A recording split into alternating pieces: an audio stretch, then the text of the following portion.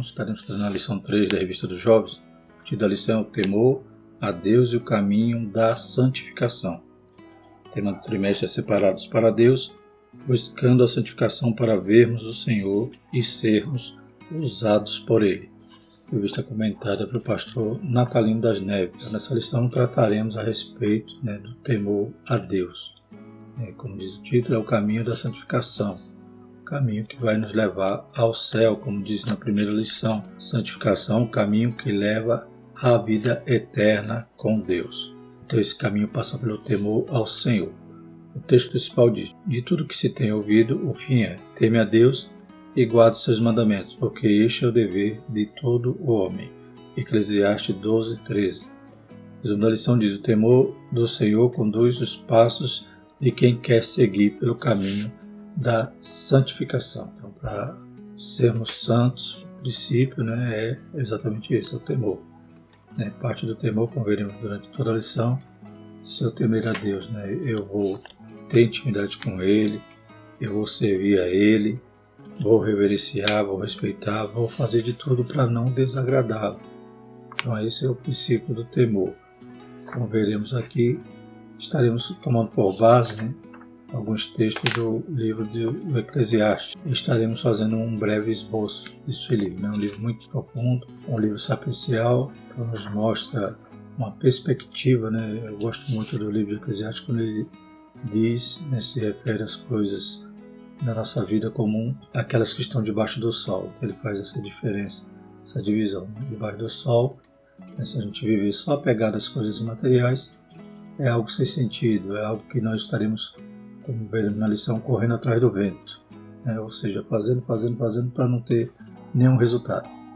Porém, se a gente atentar para as coisas que estão acima do sol, sendo que há essa diferenciação, então, o fim de tudo vai ser temer a Deus. Então isso vai gerar um resultado eterno e não eu ficar apenas atrelado às coisas materiais. Também podemos destacar que o livro de Eclesiastes é escrito por Salomão, provavelmente ele já no final dos seus dias, pois ele relata que ele experimentou de tudo, tentou buscar conhecimento em várias áreas, experimentar e viu que era vaidade. Então a gente percebe que ele desperdiçou o seu tempo experimentando as coisas que estão debaixo do sol e vivendo uma vida efêmera e não aproveitou o tempo determinado por Deus para adorar, diferentemente do seu pai. Seu pai dedicou-se completamente a servir ao Senhor. Ele tinha prazer de estar na presença do Senhor, não queria perder o Espírito Santo. Ele adorava, ele construía, produzia para que houvesse louvor, construiu instrumentos musicais, teve o desejo de fazer o templo, trouxe a Arca da Aliança. Então Davi priorizava aquilo que está acima do sol, ou seja, a eternidade, o nosso Deus. Porém Salomão, após experimentar tudo aquilo que ele fez na sua vida, todos os passos errados que ele deu, nesse livro ele vai trazer conselhos para que os jovens não tenham os mesmos caminhos e para que prove da verdadeira sabedoria. Ele perdeu durante o caminho. A verdadeira sabedoria parte desse princípio, o temor ao Senhor. E sem o temor ao Senhor não tem como ser santo, que é o tema central da nossa lição. Os objetivos são explicar o que significa temer ao Senhor, apresentar um panorama do livro de Eclesiastes e compreender que o temor do Senhor conduz o crente no caminho da santificação. O texto bíblico se encontra em Eclesiastes 12, de 1 a 14. Lembra-te do teu Criador nos dias da tua mocidade, antes que venha os maus dias e chegue os anos dos quais venhas a dizer: não tenho neles contentamento. Antes que escureça o sol e a luz e a lua e as estrelas, e tornem a vir as nuvens depois da chuva. No dia em que tremerem os guardas da casa, e se curvarem os homens fortes, e cessarem os moedores, por já serem poucos, e se escurecerem os que olham pelas janelas. E as duas portas da rua se fecharem por causa do baixo ruído da moedura, e se levantar a voz das aves, e todas as vozes do canto se baixarem. Como também quando temerem o que está no alto, e houver espantos no caminho, e florescer a amendoeira e o gafanhoto por um peso, e perecer o apetite, porque o homem se vai à sua eterna casa. e os pranteadores andarão rodeando pela praça. Antes que se quebre a cadeia de prata e se despedace o copo de ouro, e se despedace o cântaro junto à fonte, e se despedace a roda junto ao poço. E o pó volte à terra como era, e o espírito volte a Deus o que o deu. Vaidade de vaidade, diz o pregador, tudo é vaidade. E quanto mais sábio for o pregador, tanto mais sabedoria ao povo ensinou, e atentou, e esquadrinhou, e compôs muitos provérbios. Procurou o pregador achar palavras agradáveis, e o escrito é a retidão, palavras de verdade. As palavras dos sábios são como aguilhões e como pregos bem fixados pelos mestres das congregações, que nos foram dadas pelo único pastor. E de muito disso, filho meu, atenta, não há limite para fazer livros, e o muito estudar, enfado é da carne. De tudo que se tem ouvido, o fim é: teme a Deus e guarda os seus mandamentos, porque este é o dever de todo homem. Porque Deus há de trazer a juízo toda obra e até tudo que está encoberto, quer seja bom, quer seja mal. Glórias a Deus, né? Um texto maravilhoso, muito pregado em culto de mocidade. Estaremos também, referindo a ele durante a nossa lição. A introdução diz o seguinte: o temor do Senhor é o princípio da sabedoria e o caminho para a santificação. Provérbios 9 e 10. Ele não pode ser confundido com ter medo de Deus, né? Então, temor não é ter medo de Deus nem de ir para o inferno. Não é este medo que significa temor, como veremos aqui na lição. Temer ao Senhor é reverência e gratidão por tudo que Ele é e faz por nós.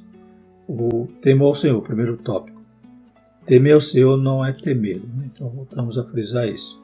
Quando se fala em temor, a primeira coisa que vem à nossa mente é medo. Apesar disso, o temor do Senhor é algo diferente. Ele não causa opressão, insegurança e perturbação. Então, quando você tem medo, você vai estar com essas sensações, com esse sentimento de opressão, de insegurança e perturbação. Mas, pelo contrário, quando você teme ao Senhor, você tem essa segurança.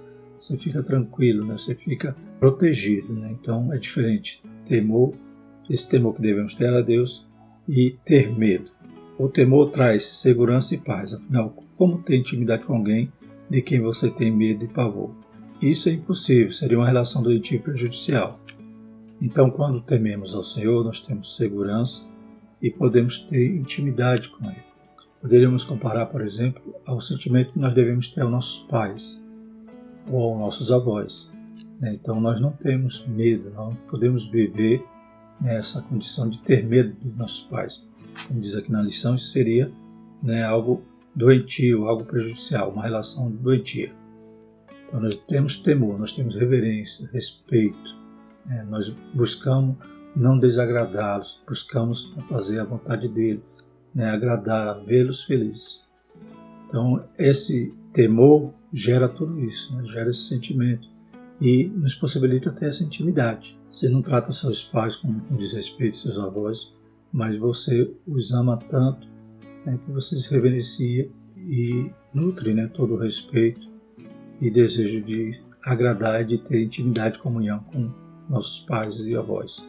Bem assim com Deus. Deus também é o nosso Pai. A Bíblia nos dá então esse tipo, esse símbolo de Pai, como Jesus nos ensinou, Pai nosso que está no céu. Então Ele é o nosso pastor, Ele é aquele que nós podemos ter intimidade e temê-lo, glórias a Deus. Então é algo que não desassocia uma coisa da outra. Se ao mesmo tempo que teme, você abraça, você respeita e você deseja agradá-lo.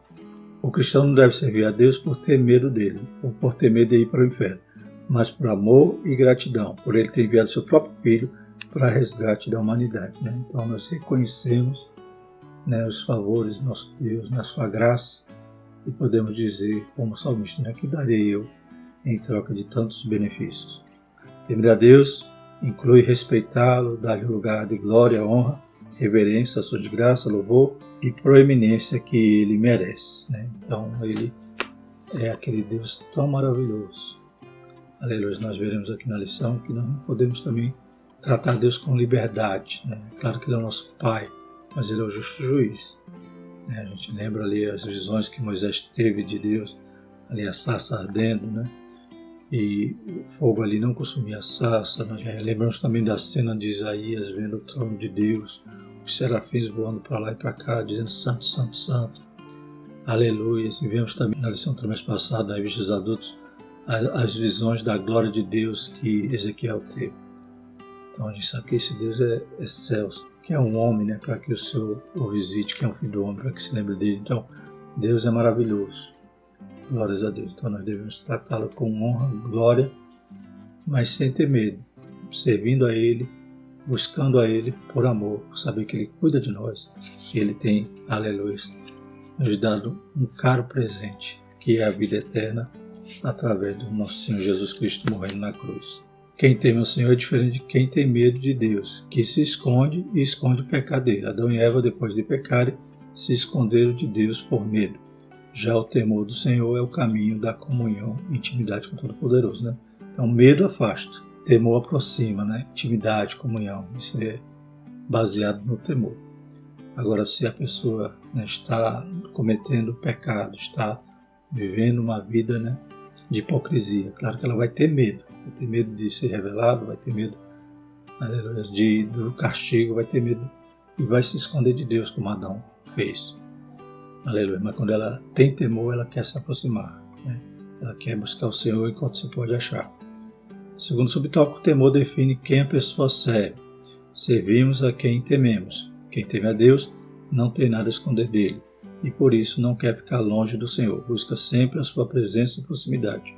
Além disso, faz um constante autoexame para evitar fazer algo que venha desagradar a Deus, quer seja em pensamento, ato ou mesmo omissão. Salmo 139, 24 nos mostra lá que Deus ele nos sonda, Ele nos conhece, sem que haja uma palavra na nossa boca, Ele já conhece tudo. Então louvamos a Deus, pois o temor nos atrai, nos faz com que desejamos servi-lo e tenhamos essa intimidade, queiramos nos aproximar. Lembra daquela passagem de Moisés, quando disse para o Senhor, mostra-me a tua glória, Aleluia, Então, Moisés tinha tanta intimidade com Deus, amava tanto a Deus que ainda queria mais. Glórias a Deus. E quem teme a Deus não quer desagradá-lo. Então, o pecado é algo que ofende aquele que é nascido de novo e pior, faz separação entre nós e Deus. Então, a gente não quer nos separar de Deus. A gente quer ficar próximo a Ele, quer, aleluia, ter, como diz no Salmo 91, um eterno abrigo, aquele que habita nos esconderijos do Altíssimo. Louvado seja o nome do Senhor. Aquele que teme a Deus não anda preocupado em agradar os outros ou receber a aprovação deles. Paulo repreendeu Pedro por sua atitude à mesa com os irmãos de Antioquia, pois estava comendo em harmonia com os judeus e gentios, mas deixou a mesa com a chegada de alguns irmãos da circuncisão. Então, quem teme a Deus não está querendo agradar os outros, está querendo agradar a Deus. E Pedro cometeu esse deslize. Lá em Gálatas 2, 11 a 14, que diz assim, chegando Pedro a Antioquia e resisti na cara, porque era repreensível. Porque antes que alguns tivessem chegado da parte de Tiago, comia com gentios, mas depois que chegaram, se foi retirando e se apartou deles, temendo os que eram da circuncisão. E outros judeus também dissimulavam com ele, de maneira que até Barnabé se deixou levar pela sua dissimulação. Mas quando vi que não andavam bem e direitamente conforme a verdade do Evangelho, disse a Pedro na presença de todos, se tu, sendo judeu, vives como os gentios e não como judeu, por que obrigas os gentios a viverem como judeus? Glórias a Deus. Então, Pedro quis agradar aqueles conservadores, aqueles judaizantes, mas aí Paulo o repreende. E até Barnabé também foi na onda, como diz aqui no texto de Gálatas. Pedro temia os obreiros conservadores de Jerusalém e isso levou a um comportamento hipócrita. Terceiro subtópico, o temor do Senhor exige intimidade com Ele. Então, está vendo que o temor só nos produz coisas boas, em relação à nossa comunhão com Deus. Nós queremos servi-lo, nós o amamos, aleluia, não queremos desagradá-lo e temos intimidade, essa comunhão. O salmista afirma que o segredo do Senhor é para os que o temem e Ele lhes fará saber o seu conserto. Então, Deus revela a intimidade, tanto a nós, Deus conhece todo o nosso ser, como também Ele nos revela os seus segredos. Como diz lá em Amós 3,7, certamente o Senhor Jeová não fará coisa alguma sem ter revelado o seu segredo aos seus servos, os profetas. Muitas pessoas estão enganadas quanto à verdade do Evangelho, influenciadas por mensagens que apresentam um Deus que faz barganha com seus fiéis, que não se apresenta como Senhor e Juiz. Deus é Pai, mas também deve ser conhecido como um justo juiz, né? Então lembramos aquelas visões maravilhosas, né? Do trono de Deus, aleluia, da glória de Deus, como Isaías, como Ezequiel. E lembremos que Deus, Ele é Pai, né? Mas Ele é um justo juiz. Não podemos barganhar, né? Não podemos colocar Deus na parede, não podemos, né, dizer, não, eu vou dar tal oferta para Deus fazer isso, fazer aquilo. Eu vou evangelizar para Deus me abençoar. Não, a gente faz as coisas em gratidão por tudo que Ele já fez. Não temos como pagar todos os benefícios. A falta de conhecimento real a respeito do Pai tem levado algumas pessoas a viverem sem nenhum tipo de temor ao Senhor. Muitos já não buscam mais a Deus e estão devagarzinho se afastando da intimidade com Ele, né? Então temos que ter um conhecimento bíblico, né, de quem é o nosso Deus. Lembramos de Pedro, depois daquela primeira pesca maravilhosa, que ele, né, se prostra lá diante de Jesus e fala assim: vai embora, se ausente de mim, porque eu não sou digno, eu sou pecador. Então a gente tem que reconhecer que somos pequenos, né? Isaías também disse: certamente vou perecer, porque eu sou homem de lábios impuros, habito no meio de um povo de impuros lábios, e meus olhos viram o Rei, né? Então que Deus tenha misericórdia de nós, que nós reconheçamos quem é o nosso Deus, aleluia, e não percamos a comunhão com Ele. Ele é grande, aleluia, mas Ele é o Emanuel, aquele que está conosco, aquele que habita em nós através do Espírito Santo. Em geral, só recebemos conselhos de pessoas mais achegadas a nós. Quem tem intimidade com Deus ouve e atende aos constantes ensinos do Espírito Santo para a manutenção da comunhão com Ele, né? Então Ele repreende, né? Ele até açoita, né, aqueles que Ele ama. Então, quando nós recebemos a repreensão e aceitamos, é para manter essa comunhão. Deus não está de mal de nós, né? Pelo contrário, Ele quer que nós não erremos, que nós permanecemos na comunhão, temendo a Ele e, aleluia, mantendo a comunhão viva. Esse é o propósito da correção, sermos participantes da santidade de Deus. Hebreus 12, 9 e 10. Não troque sua intimidade com Deus por prazeres momentâneos e efêmeros. Chegai-vos a Deus e Ele se chegará a vós. Tiago 4, 8. Em Hebreus ainda diz o seguinte, né? 12, 9 e 10. Além do que, tivemos nossos pais segundo a carne, para nos corrigirem, e nós os reverenciamos. Não nos sujeitaremos muito mais ao Pai dos Espíritos para vivermos, porque aqueles, na verdade, por um pouco de tempo, nos corrigiam como bem lhes parecia, mas este para o nosso proveito, para sermos participantes da sua santidade. Então, como já falamos, esse é o ponto central do ensino desse trimestre, ou seja, a santidade. E o temor do Senhor parte por aí, né? E essa repreensão é para que nós não a percamos. Segundo tópico, o livro de Eclesiastes e a futilidade da vida, né? Então, o comentarista, né, ele vai trazer aqui um esboço, né, desse livro. Primeiro subtópico, Eclesiastes, um livro poético de sabedoria. Eclesiastes faz parte do grupo dos livros poéticos e livros sapiensais, ou de sabedoria. Jó, Provérbio e Eclesiastes, muitas pessoas não dão devido valor. Então acham que esses livros não têm questões teológicas profundas, né? Mas o comentarista aqui diz que, pelo contrário, né? Ele contém temas teológicos profundos e, em especial, orientações para uma vida cristã de santidade. Então é fundamental estudar. E Eclesiastes é rico em conselhos, né, inclusive nas experiências frustradas, né, de Salomão, né, e na constatação de que era tudo vaidade. Então é fundamental a gente ler esse livro para muitos erros, né, serem evitados. O autor condena a futilidade da vida e conduz o leitor à valorização do que realmente é importante. O abandono das vaidades deste mundo e a valorização da sabedoria que destaca o tempo de Deus, né?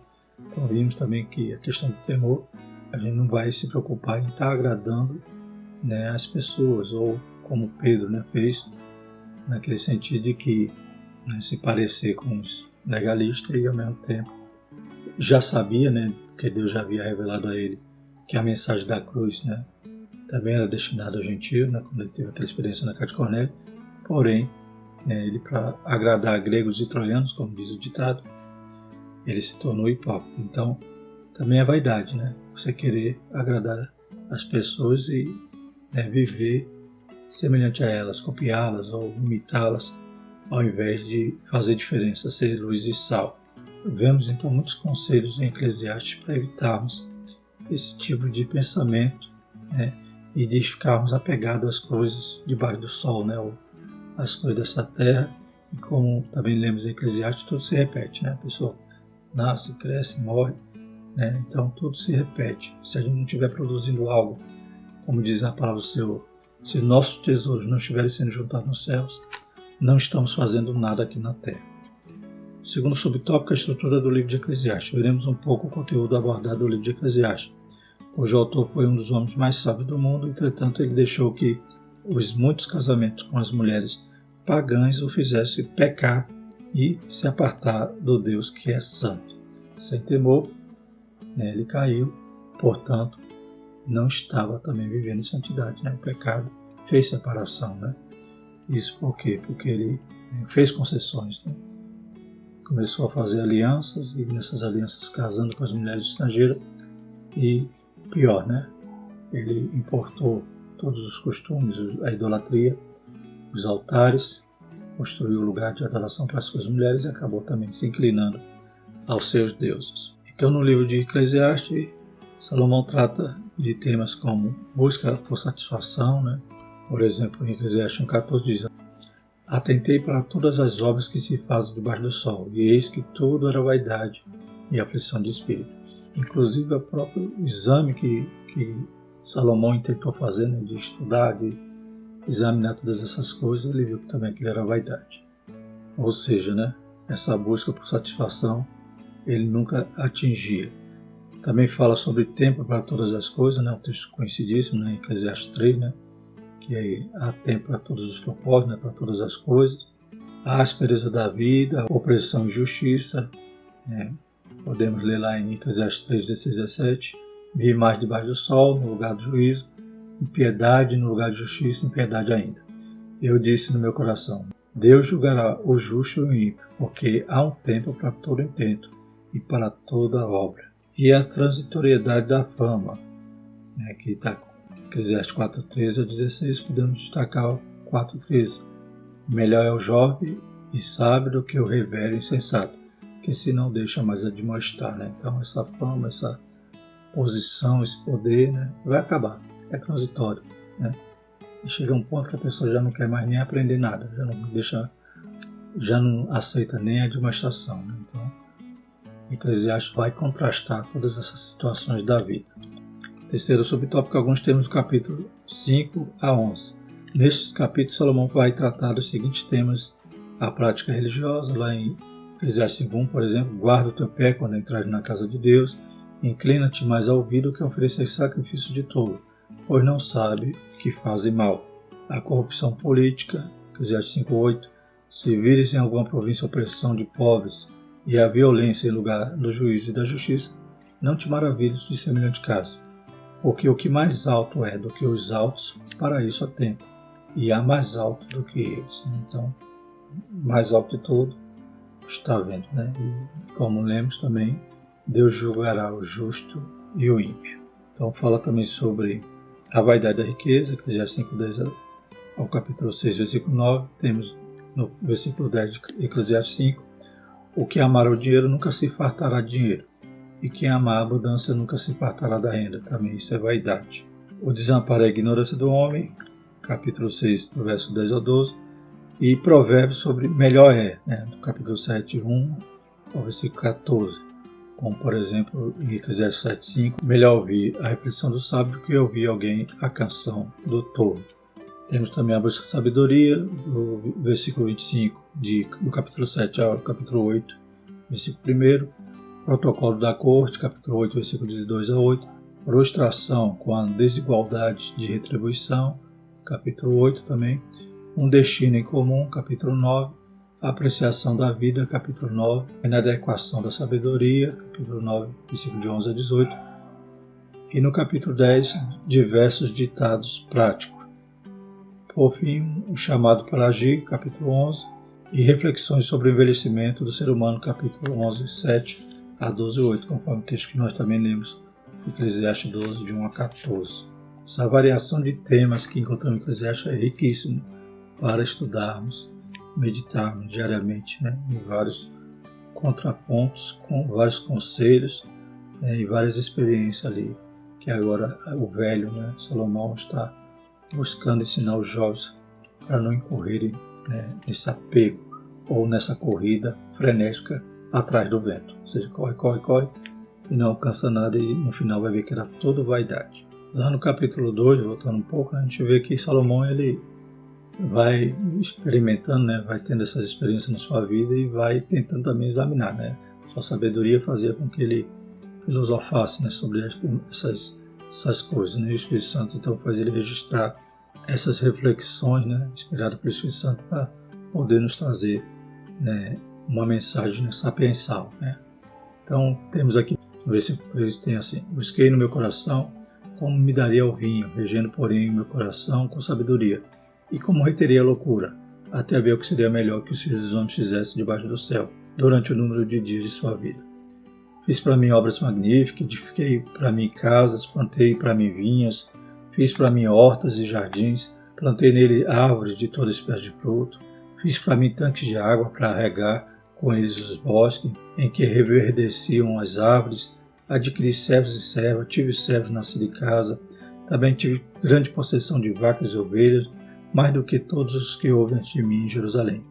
Amontoei também para mim prata, ouro, joias de reis e das províncias, provi-me de cantores, de cantoras, das delícias dos filhos dos homens, de instrumentos de música e de toda sorte. Engrandeci-me e aumentei mais que todos que houve antes de mim. Em Jerusalém, perseverou também comigo a minha sabedoria. E tudo quanto desejaram meus olhos, não lhes neguei, nem privei o meu coração de alegria alguma. Mas o meu coração se alegrou por todo o trabalho. Essa foi a minha porção de todo o trabalho. E olhei eu para todas as obras que fizeram as minhas mãos, como também o trabalho que eu trabalhando tinha feito, e eis que tudo era vaidade e aflição de espírito, e que proveito nenhum havia debaixo do sol. Então, tudo aquilo que Salomão experimentou, as coisas boas e as más, ele constata que não havia nada bom debaixo do sol. Ou seja, o importante era ele ter temido a Deus, não ter se desviado e ter produzido algo para aquilo que está acima do sol, para a eternidade, ter juntado tesouros no céu e não na terra. Então, do que vale tudo se no final percebeu que correu atrás do vento? Eclesiastes 1, 17 e 26. Podemos observar, pelo exemplo de Salomão, que quando se busca mais os prazeres deste mundo e menos o reino de Deus, o fim é sempre trágico. Outro tema que se destaca nesse livro é o tempo adequado para todas as coisas, Eclesiastes 3, de 1 a 8. Salomão, nos capítulos 5 e 6, dá vários conselhos práticos a respeito da vida. Observe: guardar os pés e a boca quando estiveres na casa de Deus diante dele, cuidado com o amor ao dinheiro e o cuidado com a cobiça, né? Então temos as referências na nossa revista. Então é um esboço, né, bem ligeiro do livro de Eclesiastes, que caberia, né, um estudo bem aprofundado, né, como a gente já estudou algumas vezes, e é necessário, né, então sempre revisitar, ler o livro de Eclesiastes para extrair muitas pérolas, né, muita sabedoria. Terceiro tópico: o temor a Deus dá sentido à vida. O que dá sentido à vida é o temor ao Senhor, Eclesiastes 12, 13. Primeiro subtópico. O autor conclui o livro de Eclesiastes com uma interessante alegoria a respeito do envelhecimento. Ele deseja demonstrar o que realmente faz sentido na vida. O envelhecimento dos membros do corpo, como por exemplo a perda da visão, a tremedeira, a perda da audição, a perda da mobilidade e o cansaço, são retratados por ele em Eclesiastes 12, 2 a 5. Né? Então, de forma metafórica, né, Salomão ele vai falar sobre a velhice. Né? Às vezes a gente lê assim ligeiro e não percebe que ele está falando sobre isso. Né? Por exemplo, antes que escureça o sol e a luz e a lua e as estrelas, e torne a vir as nuvens depois da chuva, ou seja, as vistas, né, começa a escurecer. Quem sabe até essas nuvens podem representar até uma enfermidade, uma catarata, né, que as pessoas começam a ver tudo embaçado. No dia em que tremerem os guardas da casa, se curvarem os homens fortes, então as pernas tremem, a coluna em curva, cessar os moedores, por já serem poucos, os dentes faltam, né, na velhice, e se escurecer os que olham para a janela. As duas portas da rua se fecharem por causa do baixo ruído da moedura, então os ouvidos, a audição começa a ficar fraca. Então aqui está falando exatamente sobre a velhice. Então no começo aqui o primeiro versículo vai dizer: lembra-te do teu Criador nos dias da tua mocidade, antes que venham os maus dias, cheguem os anos dos quais venha dizer, não tenho neles contentamento.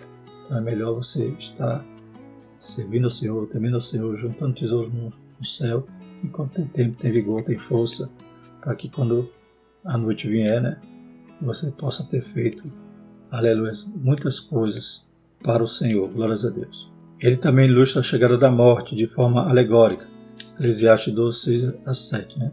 Então temos aqui, antes que quebre a cadeia de prata, se despedace o copo de ouro, se despedace o cântaro junto à fonte, se despedace a roda junto ao poço, e o pó volte à terra como era, e o espírito volte a Deus que o deu. Né? Também no versículo 5, na parte B, diz, porque o homem se vai à sua eterna casa, e os pranteadores andarão rodeando pela praça. Então fala aqui sobre a morte de forma alegórica. Em seguida ele se lembra que o Criador tem o controle de tudo, inclusive do tempo. Né? A busca desenfreada pelo poder a qualquer custo, o relaxamento moral, a inversão de valores, a falta de referencial moral tem impactado a fé de muitos cristãos. O desejo do crente deve se voltar para o que é permanente, não para o que é transitório e enfermo. Sem o temor do Senhor, a vida não vale a pena ser vivida. Né? Nem o que se junta aqui na terra, né, vai ter sentido, porque quando morre, o herdeiro vai lá e destrói tudo. Em muitos casos, né, não generalizando.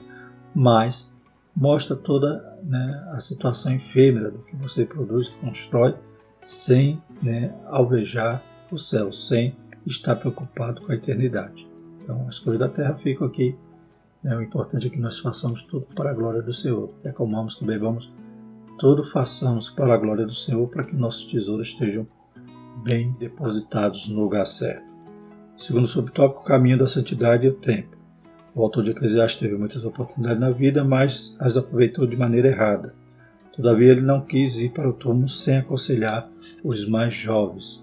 Então percebe-se que o livro de Eclesiastes foi escrito para alguém experiente, alguém que pode, né, contemplar todas essas situações, inclusive a velhice. Essas metáforas que ele fala da velhice, né, estavam servindo provavelmente a muitas coisas que ele já estava sentindo. Então ele queria aconselhar os jovens a aproveitarem melhor o tempo da vida, que é curto. Em geral, o jovem acha que a sua vitalidade e disposição nunca vão cessar. Mas o tempo passa para todos e quanto menos espera, a velhice chega. Né? Então, é como a erva, né? Ela nasce, floresce, né? Atinge o vigor, mas depois murcha e seca. Então, é ligeira, quanto ligeiro a nossa vida aqui na Terra. Quantas pessoas gostariam que o tempo voltasse para mudar de atitude e aproveitar melhor as oportunidades? Mas o tempo não retrocede. O conselho final é temer o Senhor e guardar os seus mandamentos nos dias da mocidade. Assim, não haverá dias perdidos, correndo atrás do prejuízo causado por não saber usar o tempo em seu favor. Então, tudo tem tempo determinado. Então, use o tempo de maneira sábia. Quanto antes o cristão se dedicar a uma vida de santidade, melhor para o seu presente e futuro. Terceiro e último subtópico, quem teme a Deus não tem medo do julgamento divino.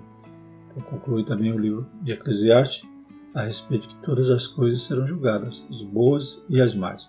O caminho de santidade produz no crente o desejo de ser diferente, e isso lhe dá segurança em relação à sua fé e fortalece a esperança para a salvação. A Bíblia não deixa dúvida, ela afirma que sem santidade ninguém verá a Deus. Hebreus 12, 14. Por isso, o alerta do autor de Eclesiastes 12, 14. Porque Deus há de trazer a juízo toda obra e até tudo que está encoberto, quer seja bom, quer seja mal. O fato de que todos os seres humanos serão julgados por Deus será intimamente ligado à ideia da santidade de Deus. É claro que o crente, né, aquele que morrer no Senhor, aquele que estiver vivo na hora do arrebatamento, suas obras são julgadas lá no tribunal de Cristo. Aleluia, para galardão. Mas aqueles que, aleluia, preferiram as coisas que estavam debaixo do sol e não atentaram para a eternidade, suas obras serão julgadas no juízo final. Que Deus tenha misericórdia. Concluir, irmão, fazendo uma paráfrase de Eclesiastes 12, fica o seguinte conselho. Jovem, aproveite enquanto tem bastante tempo de vida para andar pelos caminhos da santidade, para servir ao Senhor e glorificar o seu santo nome. Viva no temor do Senhor, para que quando envelhecer não se arrependa da forma como viveu. Saiba que um dia todos terão de se apresentar diante de Deus, que é amor, mas também é justo, e prestarão contas de todas as ações e palavras. Glórias a Deus. Então busquemos viver uma vida de temor, para alcançarmos esta santidade, para que o oposto não aconteça como aconteceu com Salomão, né? Perdeu o temor e viveu em pecado, mas aqui em Eclesiastes vemos ele arrependido e deixando esse conselho das suas frustrações, dos seus caminhos tortos que trilhou, mas do real sentido da vida, né? Que é temer o Senhor, porque um dia nós estaremos na sua presença para prestar conta. Amém? Vamos orar. Senhor nosso Deus, obrigado por essa lição. Te pedimos, Pai, que o Senhor possa nos despertar, aleluia, para cada dia mais sermos santos, temente ao Senhor, Pai, aleluia, nutrir uma comunhão maravilhosa contigo, Pai. Buscarmos enquanto podemos achar, invocá-lo enquanto está perto, Pai. Pois sabemos que quando nos aproximamos de Ti, o Senhor se aproxima de nós. Abençoa, Pai, purifica cada jovem, nos ajuda em nome de Jesus. Amém. Que a graça do nosso Senhor Jesus Cristo, o amor de Deus e a comunhão do Espírito Santo permaneça sobre todos, hoje e sempre. Amém.